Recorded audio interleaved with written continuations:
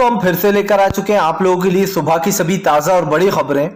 एक एक कर आपको सारी खबरों की जानकारी देंगे आज देश दुनिया में क्या कुछ हो रहा है। दरअसल दोस्तों सबसे पहली जो बिग ब्रेकिंग न्यूज आ रही है, अखिलेश यादव ने बोला बीजेपी के ऊपर बड़ा हमला, बोले बीजेपी कर सकती है पोस्टर बैलेट में धांधली। जी हां, इसलिए प्रत्याशियों साफ कहा गया है कि नजर रखे गिनती तक। इसके बारे में आपको बताएंगे। वहीं पर दोस्तों अगली बिग ब्रेकिंग में हम आपको बताएंगे किसान नेता राकेश टिकैत का बड़ा हमला, बोले बीजेपी उस स्कूल में पढ़ी है जहां पर फेल होने के बाद भी पास करवा लिया जाता है अपने आप को, इन पर नजर रखी जाए, किसान नजर रखें। इसके बारे में आपको बताएंगे। वहीं पर अगली बड़ी खबर में हम आपको बताएंगे दोस्तों, जी दरअसल आपको बता दें नेहरू जी की अब जो भांजी है उसने प्रधानमंत्री नरेंद्र मोदी को सुनाई खरी खोटी, बोले 15 साल के बच्चा ईद मनाने जा रहा था, कुछ लोगों ने मार दिया। जी हां, इसी के साथ साथ देश में मॉब लिंचिंग हो रही है। आखिरकार क्या कर रही थी बीजेपी की सरकार, इसके बारे में भी आपको बताएंगे। वहीं पर दोस्तों अगली बिग ब्रेकिंग में हम आपको बताएंगे दोस्तों, प्रधानमंत्री नरेंद्र मोदी के ऊपर भड़के राहुल गांधी, बोले जिन लोगों ने अपना टैंक फुल नहीं कराया है वो लोग फुल करा कर रख लें, क्योंकि प्रधानमंत्री नरेंद्र मोदी का जो ऑफर चल रहा था चुनावी ऑफर वो अब खत्म होने वाला है, यानी कि तंज कसा है। इसके बारे में भी आपको बताएंगे। वहीं पर दोस्तों अगली बिग ब्रेकिंग में हम आपको बताएंगे दोस्तों, प्रधानमंत्री नरेंद्र मोदी जी हाँ एक ऐसे प्रधानमंत्री हैं जिन्होंने देश को डुबाने का काम किया है, जमकर भड़के रणदीप सुरजेवाला। इसके बारे में भी आपको बताएंगे। वहीं पर दोस्तों अगली बड़ी खबर में हम आपको बताएंगे दोस्तों, जी जगदानंद सिंह का नीतीश के ऊपर बड़ा हमला, बोले नीतीश एक कमजोर प्रधानमंत्री है, मुख्यमंत्री हैं जिनके पास ज्ञान की कमी है। इसके बारे में भी आपको बताएंगे। वहीं पर दोस्तों अगली बिग ब्रेकिंग में हम आपको बताएंगे दोस्तों, जी हाँ दरअसल आपको बता दें प्रधानमंत्री नरेंद्र मोदी करवा रहा है स्टूडेंट से अपना प्रचार। जी हाँ, अब यूपी में दोस्तों कुछ छात्रों को बुला के बिठा लिया गया और कहा गया देखिए इन्हें यूक्रेन से बचा के लाएं। बताएंगे क्या है पूरा मामला। वहीं पर दोस्तों ओम प्रकाश राजभर का बीजेपी के ऊपर बड़ा हमला, बोले मैं हनुमान का भक्त हूं। जी हाँ, अशोक वाटिका ही समझे मुझे जिन्होंने उजाड़ दिया था अशोक वाटिका को। इसके बारे में आपको विस्तार से बताएंगे। वहीं पर दोस्तों अगली बिग ब्रेकिंग में हम आपको बताएंगे दोस्तों, असदुद्दीन ओवैसी का बीजेपी के ऊपर बड़ा हमला, बोले 10 तारीख के बाद से पेट्रोल के दाम बढ़ जाएंगे। इसके बारे में भी आपको बताएंगे। तो सारी खबरें दोस्तों एक एक कर देंगे। फिलहाल खैर चलिए बढ़ते हैं सबसे पहली और सबसे बड़ी खबर की ओर। दरअसल दोस्तों आपको बता दें बीजेपी के ऊपर जमकर गरजे अखिलेश यादव, बोले बीजेपी हारते हारते भी अपनी जीत ढूंढने की कोशिश करेगी।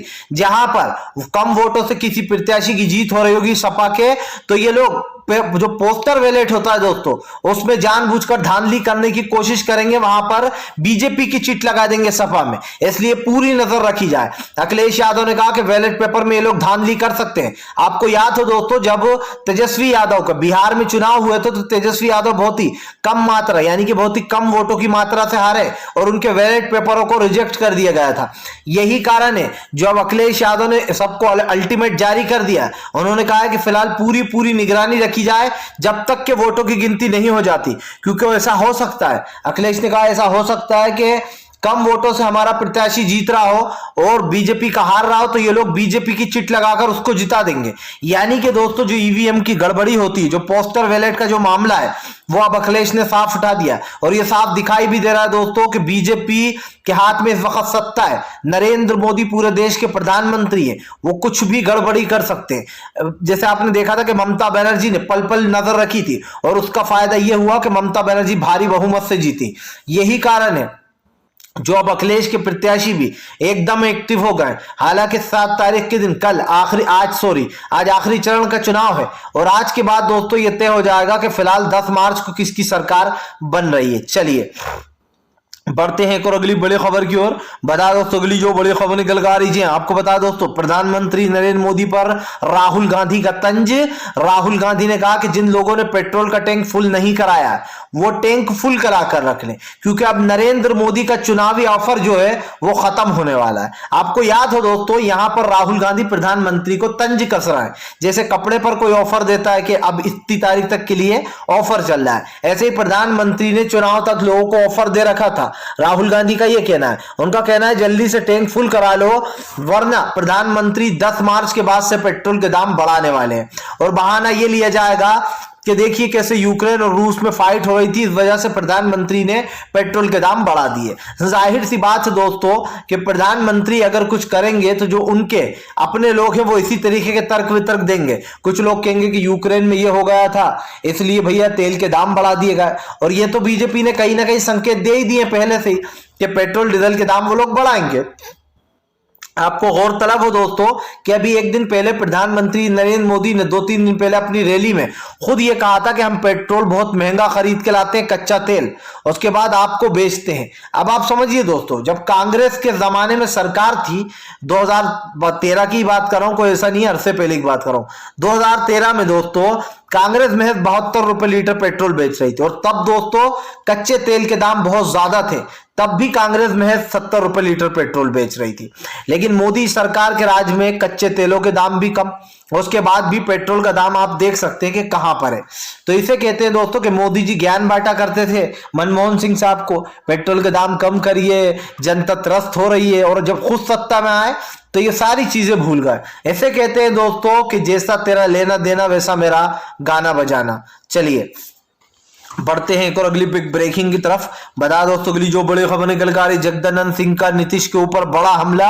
बोले फिलहाल नीतीश एक कमजोर प्रधान मुख्यमंत्री, इनको कुछ ज्ञान नहीं है, वो कुछ नहीं लिखते पढ़ते। जी हाँ, आपको बता दें दोस्तों, आरजेडी के दिग्गज नेता जगदानंद सिंह ने नीतीश को एक कमजोर मुख्यमंत्री बता दिया है। जगदानंद सिंह ने कहा कि नीतीश एक कमजोर मुख्यमंत्री है, उन्होंने आज तक ज्ञान को भापा नहीं है, ना ही उनके पास ज्ञान है, उनके पास ज्ञान की भी कमी है। जगदानंद सिंह ने कहा कि अगर नीतीश किताबें उठाकर पढ़ते तो उन्हें पता चलता कि उनके राज्य में सरकार का क्या हाल हो रखा है। जगदानंद सिंह ने कहा कि नीतीश सरकार कितना ही अपने आप को मजबूत बताने की कोशिश कर ले, लेकिन सच्चाई यही है कि नीतीश के राज में सब कुछ अंधकार है।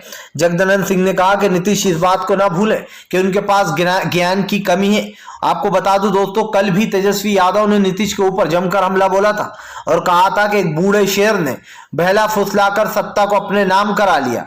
फिर जो राजा था वो कहता है कि अब हम हमारा सीएम बनाएंगे, लेकिन नीतीश को यहां पर मोदी को राजा बता रहे थे तेजस्वी, और नीतीश को बूढ़ा शेर, और दोनों को ही चालाक बता रहे थे। अब जगदानंद सिंह के इस बयान के बाद दोस्तों बीजेपी की जमकर फजीयत हो रही है, बीजेपी और नीतीश की, क्योंकि यहां पर नीतीश के कार्यकाल और काम को लेकर जगदानंद सिंह ने काफी गंभीर सवाल उठा दिए हैं। फिर यूं कहते दोस्तों कि जगदानंद सिंह ने बीजेपी और नीतीश की असली चेहरा सामने ला दिया है। चलिए बढ़ते हैं और अगली बिग ब्रेकिंग की तरफ। बता दोस्तों अगली जो बड़ी खबर निकल कर आ रही है, असदुद्दीन ओवैसी का बीजेपी के ऊपर और अंध भक्तों के ऊपर बड़ा हमला। बोले बीजेपी या तो 7 तारीख के बाद, यानी कि आज के बाद दोस्तों 8 तारीख को, या फिर 10 तारीख के बाद बीजेपी पेट्रोल डीजल के दाम बढ़ा देगी। आपको बता दें असदुद्दीन ओवैसी वो यहीं पर नहीं रुके, ओवैसी ने कहा कि बीजेपी के जो अंध भक्त हैं वो कहेंगे अगर मोदी जी ने पेट्रोल के दाम बढ़ाए हैं तो सही बढ़ाए होंगे, हमारा क्या जाता है। अब आप समझिए दोस्तों, मोदी जी ने अगर दाम बढ़ाए तो सही बढ़ाए होंगे, हो सकता है पेट्रोल के दाम बढ़ गए हों। ओवैसी ने इस तरीके से मोदी सरकार पर तंज कसा है। असदुद्दीन ओवैसी ने कहा कि अंध भक्तों की रैली निकलेगी जब मोदी 10 तारीख के बाद या 8 तारीख के बाद पेट्रोल डीजल के दाम बढ़ाएंगे बहाना लेकर, तब अंध भक्त कहेंगे कि अगर मोदी जी ने किया है तो ठीक ही किया होगा। अब आप समझिए दोस्तों, अंध भक्तों के तर्क वितर्क देखिए, जबकि इनको पता रहता है कि मोदी सरकार देश में कैसी महंगाई बढ़ा रही है, मोदी सरकार देश में क्या कर रही है, लेकिन उसके बाद भी दोस्तों कुछ अंधभक्त होते हैं वाकई में, जो कि आपके सामने अजीब अजीब तरीके की हरकतें करेंगे। कुछ लोग कहेंगे कि मोदी जी ने किया तो सही होगा, मोदी जी गलत थोड़ी कर सकते हैं। जी हाँ, मोदी जी तो भैया परमात्मा है इनके हिसाब से। अंधभक्तों का जो रेला है दोस्तों वो इसी लाइन में निकलता है, और ये साफ दिखाई देता है असदुद्दीन ओवैसी के बयान से कि बीजेपी वाले इस बयान को सुनकर बिलबिला जाएंगे, क्योंकि आज जो देश में हो रहा है, जो महंगाई चरम सीमा पर पहुंच गई है, जो भारतीय जनता पार्टी इस बात के दावे करती है कि हमसे बड़ा देशभक्त कोई नहीं है, हमसे बड़ा कोई अच्छा इंसान ही नहीं है, वो लोग खुद देश में किस तरीके से महंगाई को बढ़ा रहा है और किस सीमा पर महंगाई जा रही है आप देख ही रहे हैं। फिलहाल खैर चलिए हम बढ़ते हैं दोस्तों एक और अगली बिग ब्रेकिंग की तरफ। बता दोस्तों अगली जो बड़ी खबर निकल कर आ रही, नेहरू की भांजी ने प्रधानमंत्री नरेंद्र मोदी की उखाड़ी बखिया, सरेआम दोस्तों कर दिया नीलाम। जी हाँ, आपको बताता चलूं दोस्तों, नेहरू जी पर हमेशा पूरी बीजेपी सवाल उठाती रहती है, नेहरू जी के कार्यकाल पर, नेहरू जी की चीजों पर, और नेहरू जी ने जो भी चीजें कही हैं उन पर सवाल दागती रहती है। अब नेहरू जी की जो भांजी है दोस्तों, उन्होंने बीजेपी को एक्सपोज कर दिया। नेहरू जी की भांजी ने कहा कि मैंने देखा एक बच्चा ईद मनाने जा रहा था, उस 15 साल के बच्चे को कुछ लोग भगवाधारी लोग मार देते हैं, उसको पीट पीट कर उसकी हत्या कर देते हैं।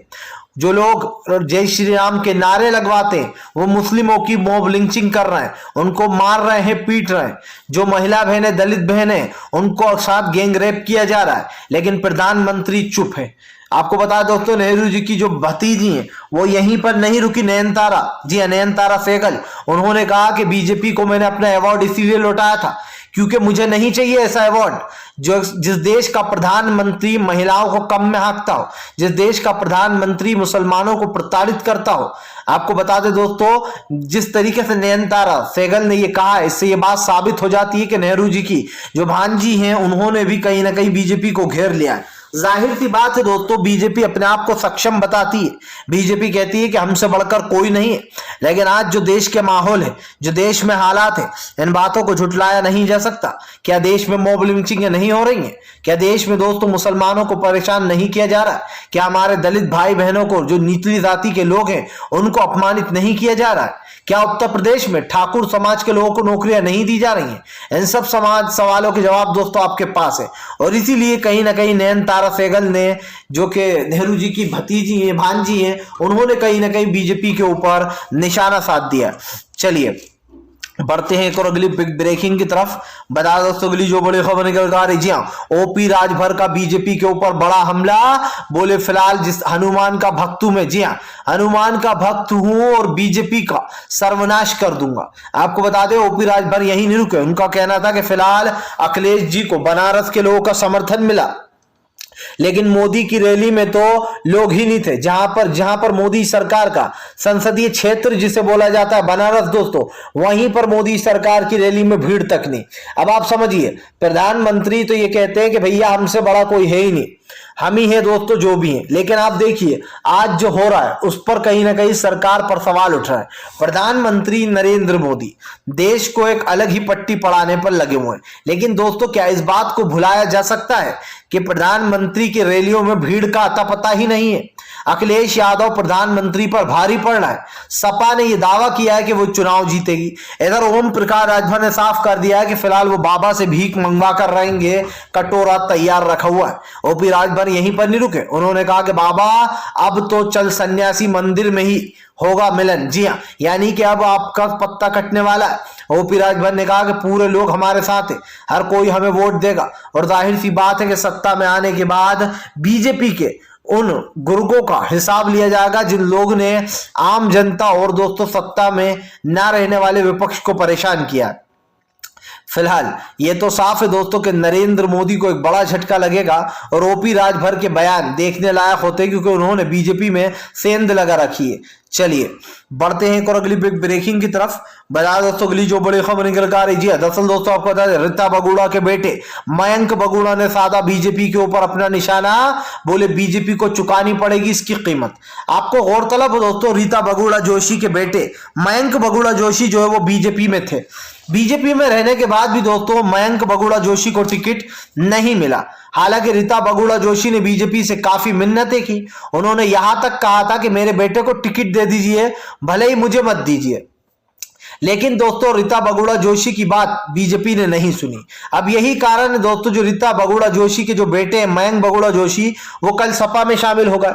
आज उन्होंने बीजेपी के ऊपर हमला बोल दिया। उनका कहना है कि सिर्फ एक ही नेता ऐसा है जो लोगों और किसानों के बारे में सोच रहा है, और वो है अखिलेश यादव जी। मैंने काफी सोचा और सोच समझने के बाद मैं अखिलेश जी के साथ आया हूं।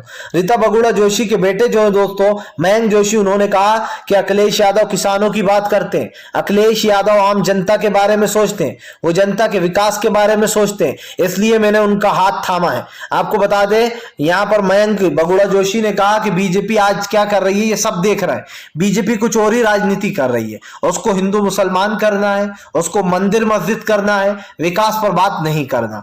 मयंक जोशी ने कहा कि मैं अखिलेश जी के साथ इसीलिए आया हूं ताकि मैं भी उन लोगों की सेवा कर सकूं जो लोग कहीं ना कहीं किसानों के साथ गलत हुआ है, आम जनता को रोजगार नहीं मिल रहा है, युवा बेरोजगारी में त्रस्त है, महंगाई लगातार बढ़ती चली जा रही है, लेकिन बीजेपी विकास पर बात नहीं करेगी। और इसीलिए दोस्तों मयंक बगुड़ा जोशी ने कहा कि बीजेपी की असलियत जो है वो सबके सामने आ जाती है, दिख जाता है कि बीजेपी किस राह पर चल रही है। चलिए बढ़ते हैं एक और अगली बिग ब्रेकिंग की तरफ। बता दोस्तों अगली जो बड़ी खबर निकल कर आ रही है, किसान नेता राकेश टिकैत का बीजेपी के ऊपर बड़ा हमला, बोले ईवीएम पर रखे नजर, क्योंकि ये वो स्कूल में पढ़ते हैं ये लोग जहां पर फेल होने के बाद भी पास कर दिया जाता है। आपको बताता चलूं दोस्तों, राकेश टिकैत ने मोदी सरकार पर तंज कसा है। किसान नेता राकेश टिकैत ने कहा कि हम तो मंडी देखने आए हैं और मंडी के साथ साथ वोटरों पर भी नजर रखेंगे। राकेश टिकैत ने कहा कि ये लोग उस स्कूल में पढ़ते हैं बीजेपी वाले जहां पर फेल होने के बाद भी पास होने का सर्टिफिकेट दे दिया जाता है। राकेश टिकैत ने कहा कि मुझे पूरा यकीन है बीजेपी गिनती में गड़बड़ी करेगी, जहां पर सपा जीत रही होगी वहां पर बैलेट पेपर से कई बीजेपी प्रत्याशियों को जिता दिया जाएगा और वोटिंग गिनती के दौरान ये गड़बड़ी होगी, इसलिए बीजेपी के जो सपा के प्रत्याशी हैं वो सामने रहे। आपको बता दूं दोस्तों वोटिंग का तरीका क्या होता है। वोटिंग का तरीका यह होता है दोस्तों कि एक एक प्रत्याशी को साथ रखा जाता है कि गिनती के वक्त कोई गड़बड़ी ना हो। जाहिर सी बात है दोस्तों, जब गिनती कराई जाती है तो गिनती में दो चीजों का ध्यान रखा जाता है। एक तो ये कि सामने वाला जब वोट गिन रहा है उसमें बढ़त ना बता दे, दूसरा ये दोस्तों उस गिनती के वक्त एक एक प्रत्याशी वहां पर मौजूद रहना चाहिए, क्योंकि दोस्तों कोई भी गड़बड़ी कर सकता है, ये आप भी समझ सकते हैं। चलिए बढ़ते हैं एक और अगली बिग ब्रेकिंग की तरफ। बता दोस्तों अगली जो बड़ी खबर निकल कर आ रही है, दरअसल दोस्तों आपको बता दें अब जमकर प्रधानमंत्री नरेंद्र मोदी पर बरसे शरद पवार, बोले नवाब मलिक मुसलमान होने की सजा भुगत रहा है, बीजेपी ने जानबूझकर मुस्लिम होने के कारण उनका नाम दाऊद से जोड़ दिया। आपको गौरतलब हो दोस्तों, नवाब मलिक अगर एक ऐसे नेता दोस्तों एनसीपी के जिन्होंने न सिर्फ शाहरुख खान के बेटे की सच्चाई सामने लाई बल्कि दोस्तों बीजेपी की पूरा ही ढोल फाड़ कर रख दिया। जिस तरीके से बीजेपी दोस्तों एनसीपी का गंदा नाच कर रही थी, जिस तरीके से समीर वानखेड़े शाहरुख खान के बेटे आर्यन खान को इतने दिन तक जेल में रखा बिना किसी रीजन के दोस्तों, वो ये बात साबित हो जाती है कि फिलहाल बीजेपी अब नवाब मलिक से बदला ले रही है, क्योंकि नवाब मलिक ने दोस्तों न सिर्फ आपको बता दूं शाहरुख खान के बेटे की सच्चाई सामने लाई थी बल्कि बीजेपी के जितने भी काली कांडी है वो सब कुछ खोल दिया था। और बीजेपी नेता से कौन कौन एनसीपी के लोग मिले हुए थे ये भी नवाब मलिक ने बताया था। यहां तक कि दोस्तों आपको बता दें नवाब मलिक ने महाराष्ट्र सरकार के एक एक देवेंद्र फडणवीस का राज खोल दिया था कि इनके जो कनेक्शन है वो अंडरवर्ल्ड से, और यही कारण है जो अब यही आरोप अंडरवर्ल्ड का उन पे नवाब मलिक पर लगा दिया गया और ये कह दिया गया कि नवाब मलिक ने दाऊद से सस्ती जमीन खरीदी थी। और उसके बाद जब करोड़ों की बात सामने आई, जब पूछा गया तो ये लोग खुद कहते हैं सीबीआई वाले एनआई वाले कि भैया तो गलत छप गया करोड़ों वाली बात। अब आप समझिए दोस्तों, नवाब मलिक को शरद पवार ने कहा कि यह बात साफ दिखाई दे रही है कि उनको जानबूझकर मुसलमान होने के कारण उनका नाम जोड़ा जा रहा है और ये सब कुछ बीजेपी कर रही है। आपको बता दें एनसीपी नेता ने कहा कि यहां पर बदले की राजनीति चल रही है, लेकिन इस बदले की राजनीति को चलने नहीं देंगे। शरद पवार ने कहा कि हम भी देखते हैं आखिरकार बीजेपी ये कब तक करती है। जाहिर सी बात है दोस्तों, शरद पवार के इस बयान के बाद भाजपाइयों भगदड़ मच गई होगी, क्योंकि शरद पवार ने साफ कहा है कि फिलहाल पीछे नहीं हटेंगे और ना ही नवाब मलिक का इस्तीफा लिया जाएगा, क्योंकि नवाब मलिक गलत नहीं है इसलिए कोई उनका इस्तीफा नहीं लिया जाएगा। फिलहाल दोस्तों अगर आपको हमारा वीडियो अच्छा लगता है तो इसको लाइक करें, चैनल पर पहली बार आए तो सब्सक्राइब करें, पास में एक घंटी आएगी इसको भी दबा दें ताकि दोस्तों हमारे हर वीडियो की जो अपडेट है वो आपको मिल पाए और आप इस तरीके की सच्ची खबरों से जुड़े रहें, क्योंकि हम आपके लिए लेकर आते रहते हैं दोस्तों इसी तरीके की सच्ची और बिल्कुल सही खबरें।